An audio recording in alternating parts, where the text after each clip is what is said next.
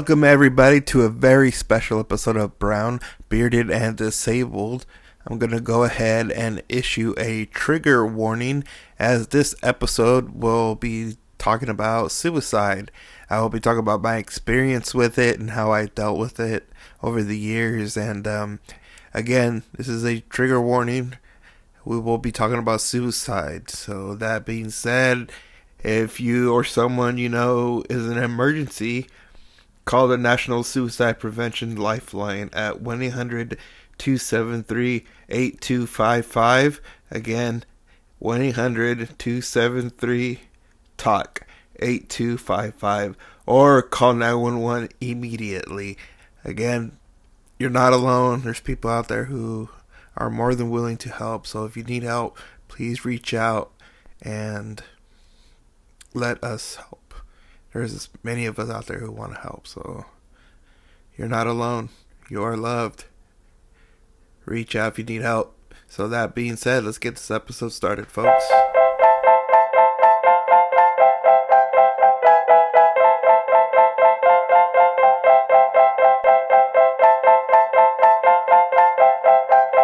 In my lifetime, I have witnessed 3 suicide attempts. I was able to intervene for 2 of those 3. I was 10 the first time, 18 the second time, and around 19 the third time. That's when I was first put on antidepressants and was referred to see a psychiatrist. And after my first visit, she diagnosed me with post-traumatic stress disorder, PTSD, and depression. For years, I struggled, with depression, and I would question why somebody would want to take their own life. I had a lot of questions and felt like I couldn't find any answers. And that's something that would it would haunt me for several years after that. It just made no sense to me why someone would feel that low where they think that taking their life is the best route. But it made no sense to me. And I was just told, suck it up, move on, and pretty much just bury it deep down. You had to be strong-minded in my culture. There's things, like there's still a huge stigma with mental health in my community. And, it's hard growing up in that environment, feeling like having depression is something you can't afford, or like you can't have it. So just get filled with shame.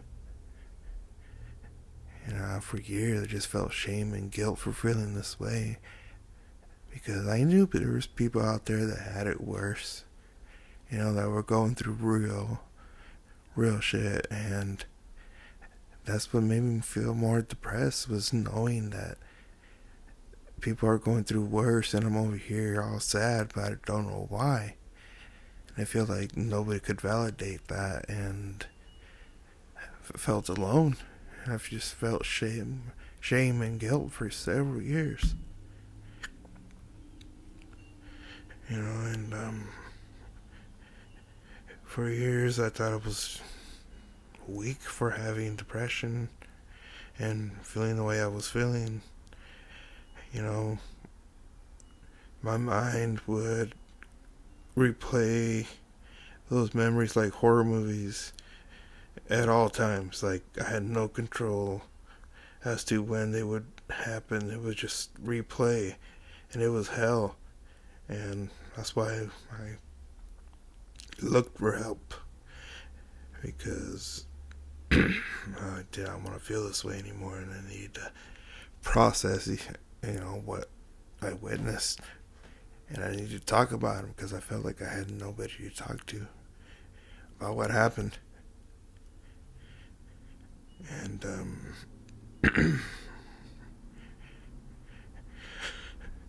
one of the things I did to heal or whatever is I got a tattoo on my left wrist. It's a dotted line that says "cut here." It's my first tattoo, and it was an inside joke with like my band and my friends, and talking about sad fools and whatnot. And everybody thought I took the joke to the next level, but I got a tattoo to, remind me that no matter what I go through in life, I would never think about doing that. In my 20s, I went through all sorts of hell, like all sorts. Some of it was self inflicted, but a lot of it was also out of my control, such as life. And, things got pretty dark, at a very young age. I went through, like I said, I went through a lot of hells. And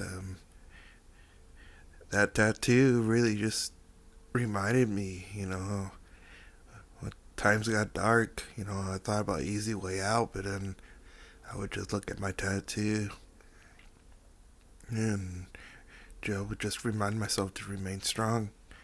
And I did. It helped. And, I just would look at it and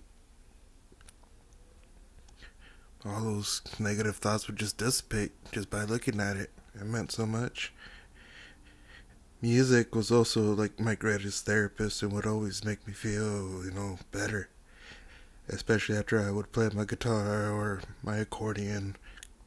You know, Whenever I would have those crazy memories replay in my head, I would just pick up my guitar or my accordion and just fiddle around, and before I knew it, everything went away and it helped a lot.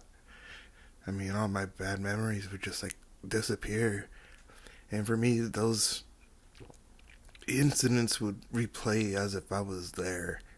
Like I felt everything all over again. That's, what they say, the classic case of PTSD. Yeah, I get transported back to those crazy, I call them horrific moments. And they're still vivid to me. And even to this day, after my brain bleed, there's a whole new set of traumas that came along, and enhanced my PTSD attacks. And every day's a new day for me to learn how to handle like certain triggers or whatever. I mean, I never thought I would get to this point where I would have to process so much trauma. And a lot of it, like I said, was self-inflicted, but a lot of the stuff I had no control over any of this. But I have my faith, and I try to keep a positive attitude on a daily basis, keep busy, and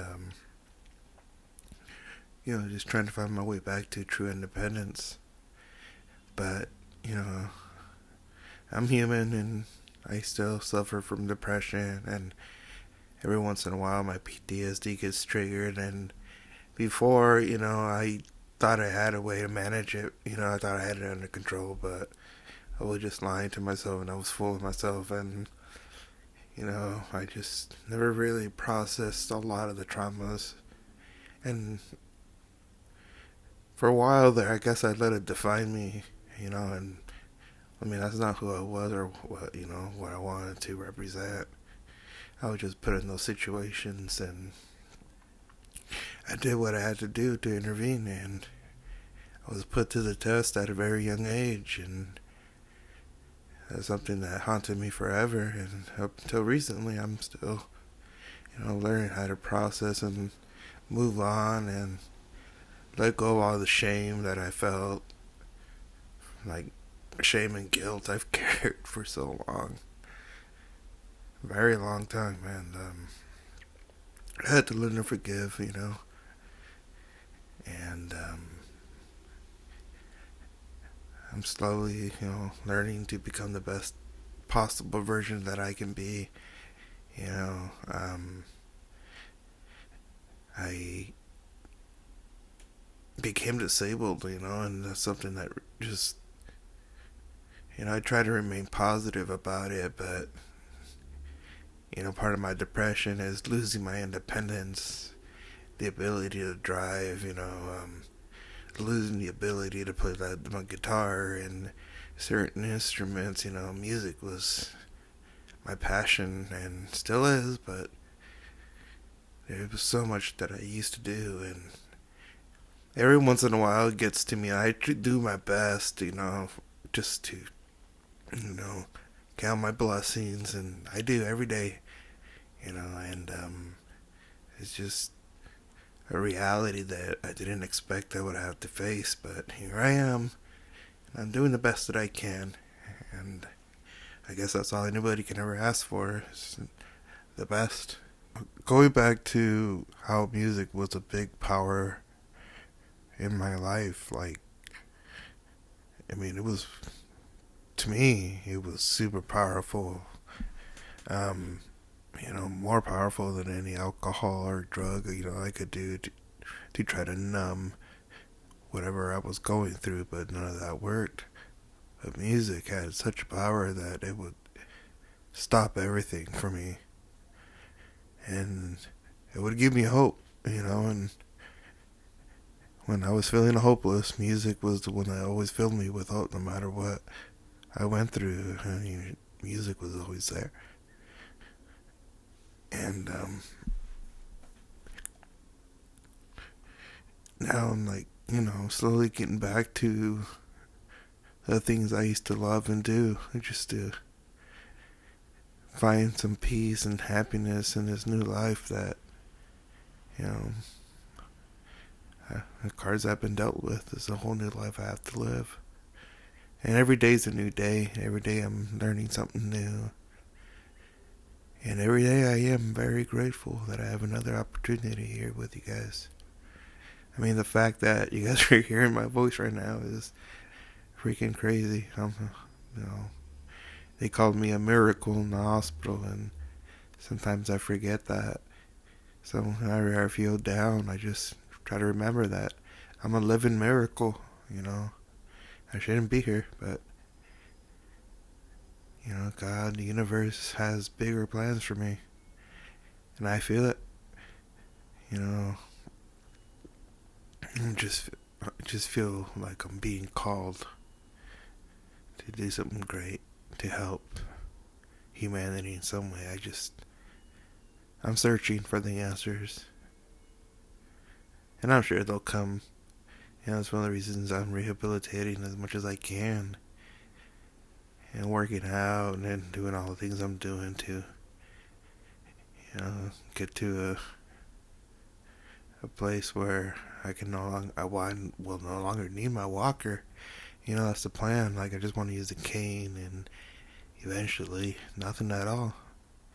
But, taking it one day at a time. In the last year, I've already, lost about 60 pounds. And that's, to me, that's great because I do feel a lot better in a lot of ways, physically and mentally. And,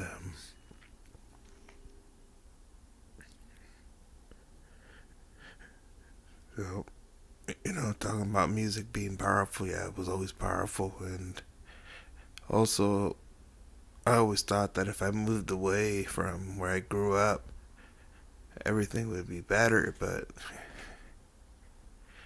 all my traumas followed me. All those memories would replay no matter what city I was in, no matter what state I was in. Those thoughts, those memories would just replay no matter where I was. And it didn't help.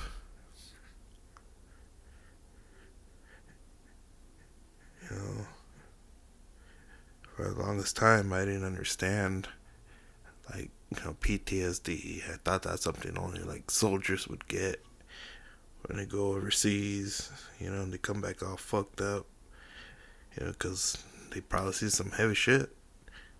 And I really didn't believe that I could have PTSD, like, but it took me a few therapists to get it in my head that what I was experiencing was PTSD.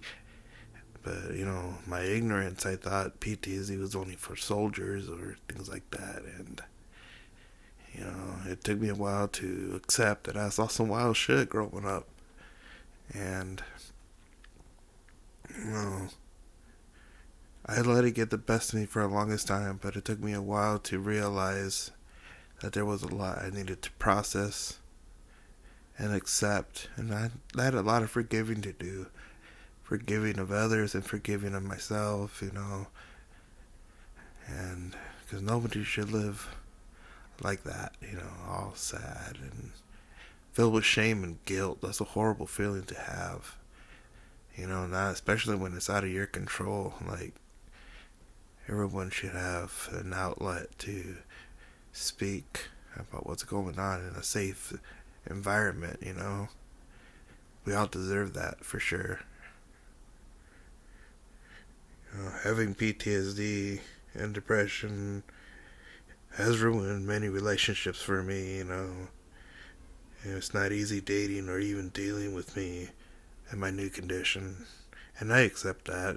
It's for the longest time I had I don't know how, like, I had my reservations. I felt like a burden for the longest time, and that caused my depression to get the best of me. And there was I wasted about a year just being morbidly depressed.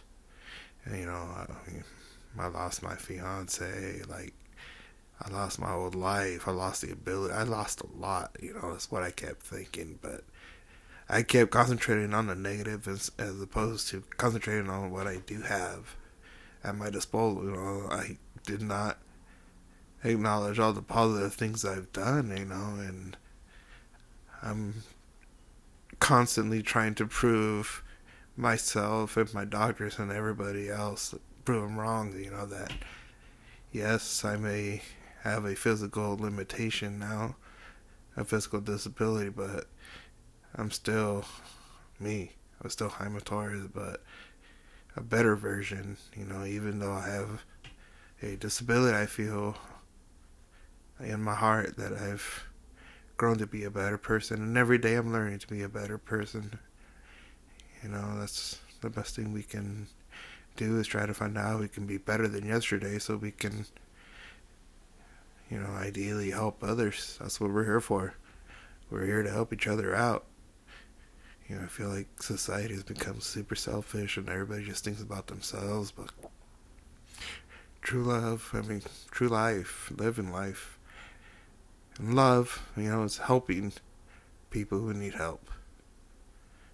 And there's a lot of us that need help, and there's a lot of us who have that pride and will not, reach out and ask for help. And it's okay to ask for help. It takes a lot of energy to be that vulnerable, but it's definitely something we must overcome. That's the fear that we must all overcome, is, being able to find an outlet, a source, even if it's just one person, where we feel totally comfortable to open up and be safe to say what you really feel, and it feels like that's a hard thing to do nowadays. Society really has changed in a lot of good ways, and sometimes in different ways that you don't agree with. And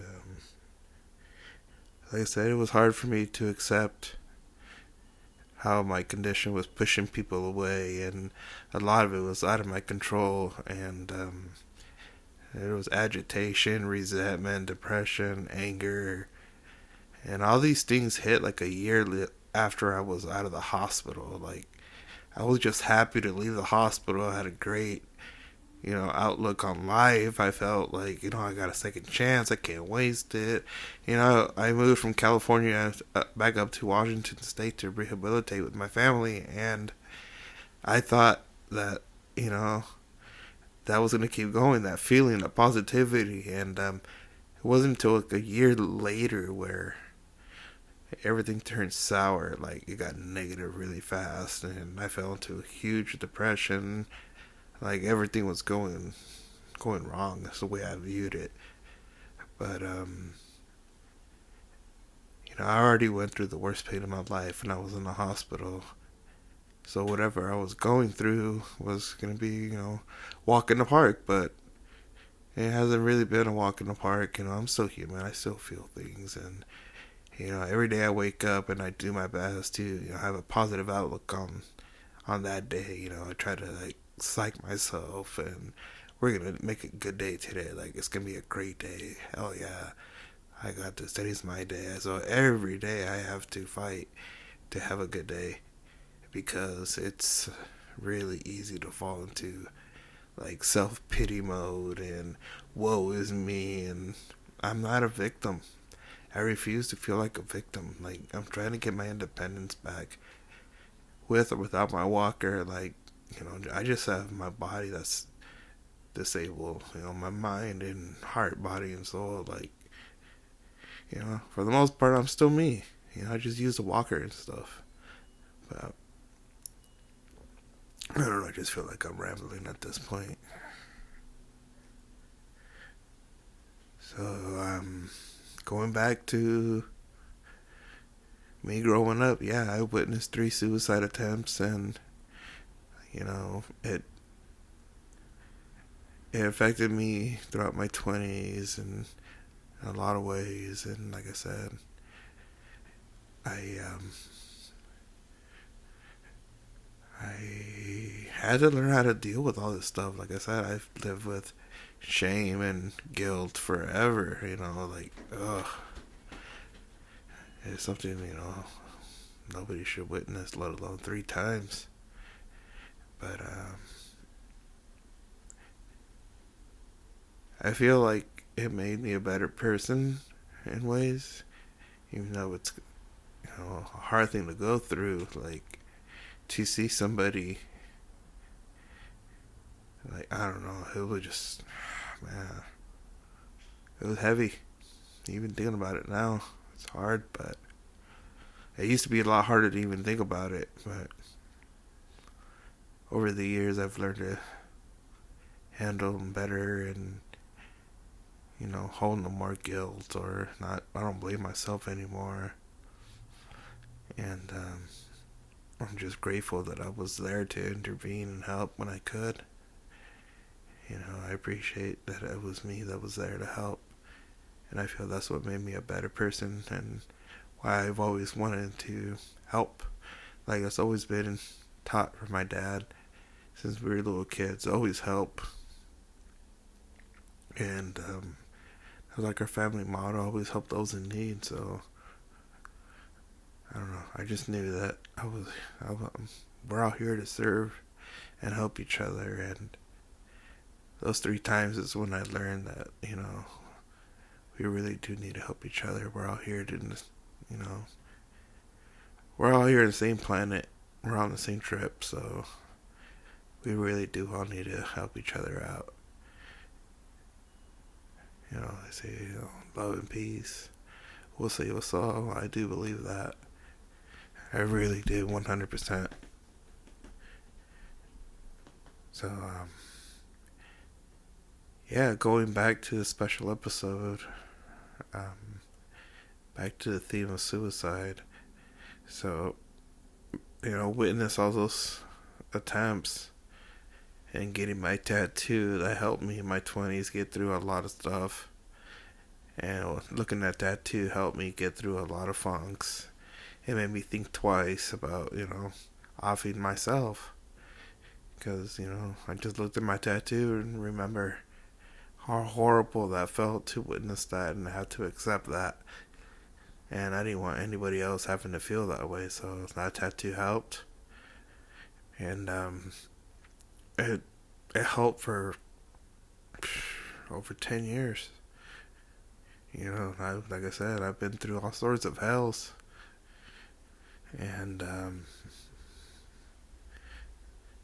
that tattoo as morbid and as much fun as it was made, like it helped me get through a lot of dark times.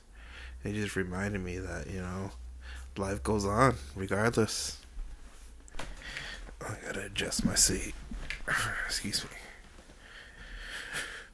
But this is something I haven't spoken about publicly. But the same summer of 2015 that I had my brain bleed, I I failed myself and attempted suicide, and I never spoke about this to anybody, outside my family, immediate family, like my parents. But it kind of correlates a little bit with like my brain bleed and some of the same effects I was having. So again, it was an argument with my ex fiance, and if you can't tell right now, we were in a toxic relationship, and fighting was always a big thing for us, unfortunately. But this particular fight, like, it got really nasty, and at this point, I don't even remember what we were arguing about, but it got really nasty. And I remember she, like, came and stepped up to me like she wanted to fight me. And I remember that just really set me off because I never had a partner ever, like, I've been abused before. I was in an abusive relationship once, and my ex physically would beat me, and she would do it in front of anybody. Like, I had my friends come over, and she didn't care. Well, anyways, that was when she stepped up to me, I was like, oh, wow, this is really nasty. And I just felt, right then and there, like my blood pressure just rise really high. And I started to feel a little bit of a buzzing sensation in the back of my head.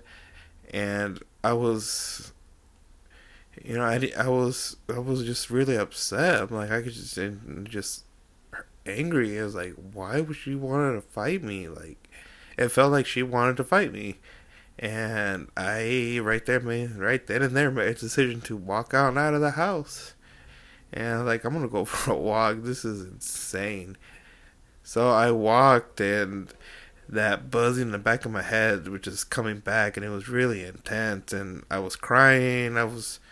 Couldn't believe that we were just fighting over. I don't remember what we were fighting about, but it got really nasty where she stepped up to me like she wanted to fight me, and it was a lot of feelings going on at the time. And um that, like I said, that buzzing feeling was getting super intense, and I just wanted it to stop.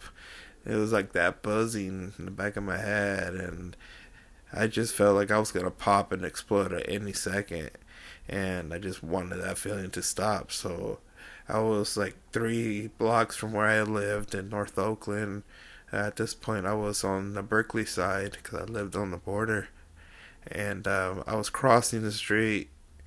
I forgot what street I was on, but the main street I was crossing was Telegraph Avenue, and that feeling was super intense, and I wanted it to stop. So I impulsively thought that stepping in front of traffic and getting hit by a car was going to make it stop. I thought that was a better alternative at the time, and I. I'm sorry, I got my window open. The noises of the city. Well, anyways, I thought that that was a better alternative, was getting hit by a car, than having like, I don't know, some outburst. I just knew that what I was feeling was horrible and unbearable, and having that fight with my ex, was replaying, and felt like I was a failure, like nothing I could do could make this person happy. And at the time, I was not aware that, it's not your job to make people happy, but I just took it upon myself that I felt like I needed to make her happy, and I set myself up for failure, and I wasn't responsible for that. But I took it upon myself to take that responsibility because that's the kind of person I am, I guess. But yeah. So I jumped in front. I didn't jump. I just walked into traffic, and it was like a big orange truck, and it stopped right before, like, it was about to hit me. but it stopped. And when it stopped, like something clicked in my head. I was like immediately filled with regret and also relief that I didn't get hit, because it was just crazy. It just like that buzzing just went away after that guy stopped. Like it was just gushing over with relief. Like, oh, I'm still alive. Like I did not want to do that. Like I was like, oh, I'm not in a good mindset. So I kept walking up that street, and there was a hospital like 2 more blocks. I believe it was Alta Bates. I think it was Alta Bates. So I just walked in and checked myself into the hospital. So I just tried to walk in the traffic, and well, I was in California, so they have a state law over there called the 5150, and that's what they put me in, and I was under suicide watch. So when I checked myself in, they put me in a stretcher, and for like 7 hours, I was in the hallway in a gown on a stretcher, waiting to be transported to the insane asylum, or whatever. Is that the correct term? Probably not. Well, the medical, like, health hospital, whatever. I waited 7 hours for them to transport me. Like, hardly nobody checked in on me. They gave me water at one point, and the whole time I'm there, I was just like, I just want to go home. That was a mistake. I didn't want to kill myself, but they took it very seriously. I just want to go home, and they wouldn't let me go home. So I had to write it out. So about 7 hours passed, and an ambulance came to pick me up to take me to I can't even think about it. They take me to the hospital, a mental hospital, and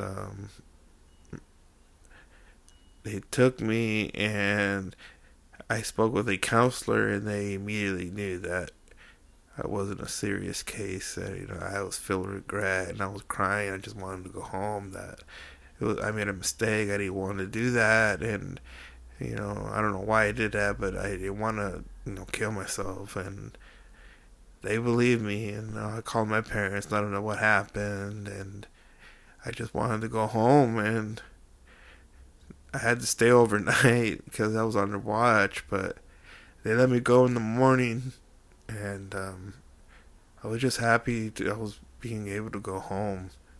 I I didn't want to end my life. I wasn't ready for that. Like I couldn't do that.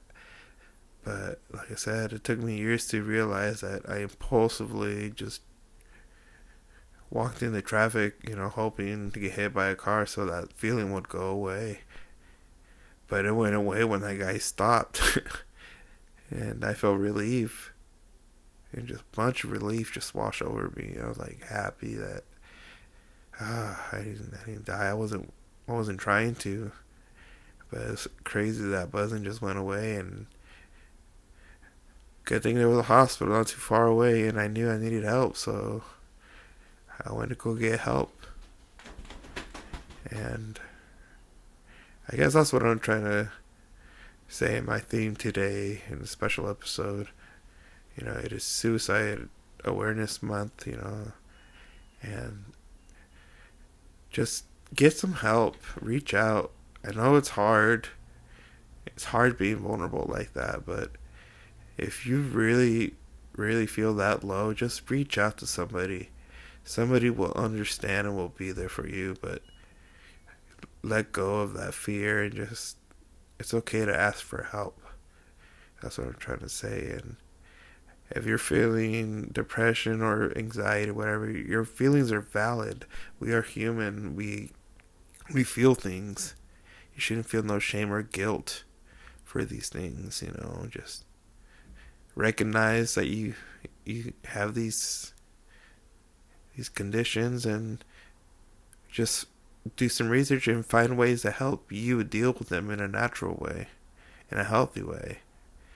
It's every day's a new day to learn something, and every day I'm learning how to manage these conditions of mine, my PTSD and depression, Like I said, every day is a new day to challenge myself and try to condition myself to get back to true independence one way or another. I mean, that's the plan.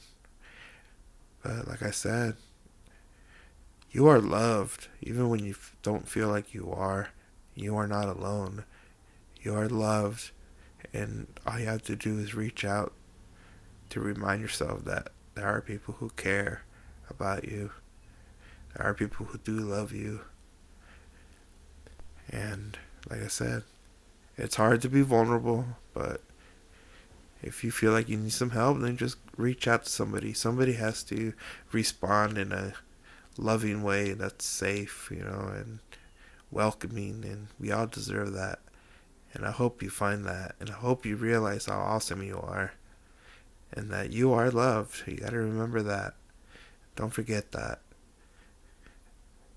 I just want to thank you guys for listening to this story that I just told. Like I said, I never spoke about this publicly to anybody, so if it helps, I'm glad it helps.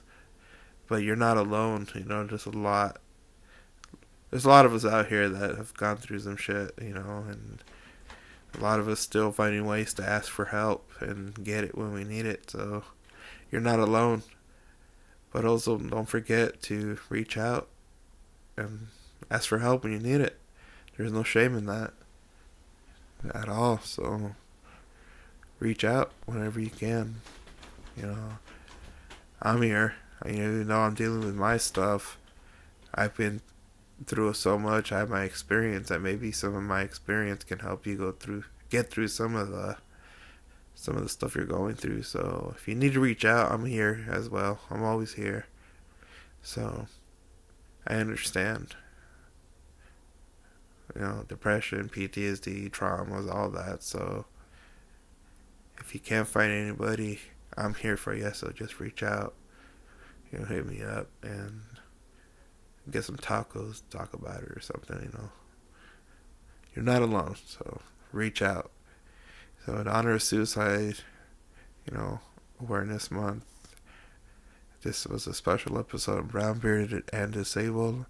Thank you everybody for listening. Amor y paz.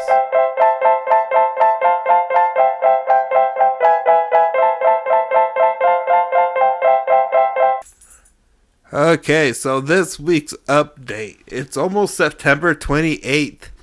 And for those who have been following, I am going to attempt to climb Badger Mountain for the second time. The first time we got lost and went through another trail and they didn't make it. But this time I've been training and losing weight to get to the top somehow.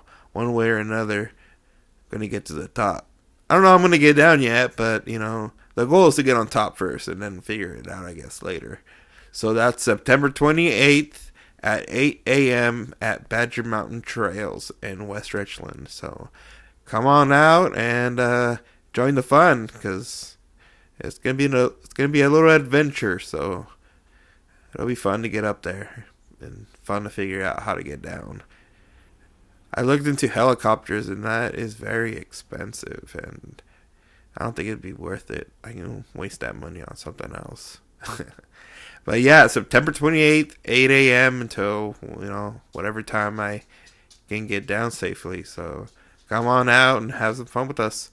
Bring some water, hydrate, stretch, and let's climb Badger Mountain. So again, that's September 28th at 8 a.m.